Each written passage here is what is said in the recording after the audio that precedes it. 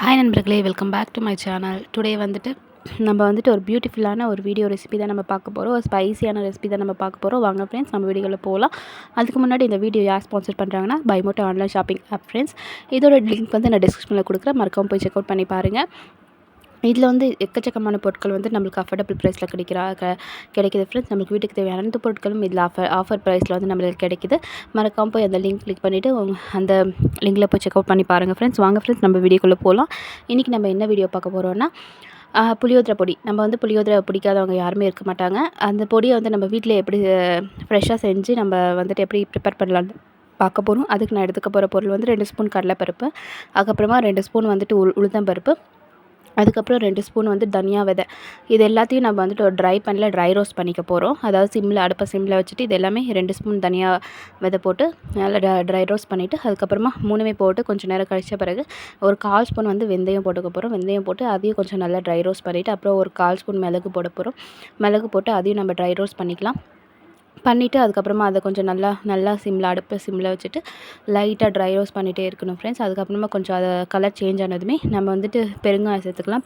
கட்டி பெருங்காயம்னா இந்த ஸ்டேஜில் சேர்த்துக்கலாம். அதே நீங்கள் தூளில் சேர்த்துறேன்னா நம்ம அரைக்கிற போது போட்டுக்கிட்டால் போதும்.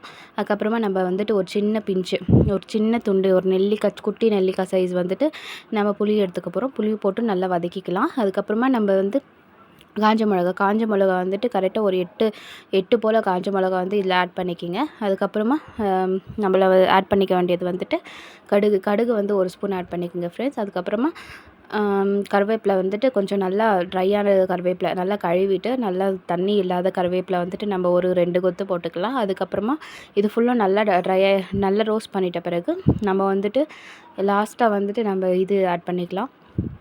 அதாவது வேர்க்கடலை ஆட் பண்ணிக்கலாம். இது எல்லாமே நல்லா ட்ரை ரோஸ்ட் பண்ணணும் ஃப்ரெண்ட்ஸ். வேர்க்கடலையும் அதுக்கப்புறமா எள்ளு வந்து 1 ஸ்பூன் லாஸ்ட்டில் சேர்த்துக்க போகிறோம். இது 2மே நம்ம கடைசியில் தான் சேர்த்துக்கணும். இது 2மே கொஞ்சம் நல்லா ஒன்றும் பாதியமாக இதை ரோஸ்ட் ஆகும்போது நம்மளுக்கு கொஞ்சம் நல்லா ஃப்ளேவர் வந்து வாய்க்கு கிடைக்கும்.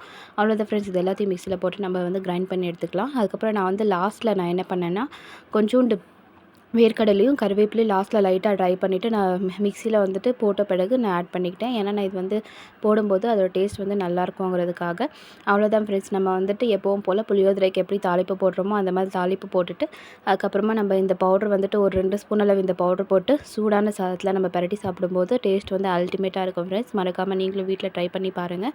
நம்ம வந்துட்டு வெளியில் வாங்குறத விட இந்த மாதிரி வீட்டில் செஞ்சு சாப்பிட்டோம்னா ரொம்ப ஹெல்த்தியும் ரொம்ப டேஸ்ட்டாக கூட இருக்கும் ஃப்ரெண்ட்ஸ். மறக்காமல் போய் பாருங்கள், செக் அவுட் பண்ணி பாருங்கள். அவ்வளோதான் ஃப்ரெண்ட்ஸ். அருமையான ஒரு புளியோதரை பொடி வந்துட்டு நம்ம ரெடி பண்ணுறது இப்போ பார்த்தோம். இந்த வீடியோ உங்களுக்கு பிடிச்சிருந்துச்சுன்னா நீங்களும் வீட்டில் வந்துட்டு ட்ரை பண்ணிவிட்டு எப்படி இருக்குன்னு கமெண்ட்டில் சொல்லுங்கள். இந்த வீடியோ உங்களுக்கு பிடிச்சின்னா லைக் பண்ணுங்கள், ஷேர் பண்ணுங்கள், சப்ஸ்கிரைப் பண்ணுங்கள் ஃப்ரெண்ட்ஸ். தேங்க்யூ, பாய்.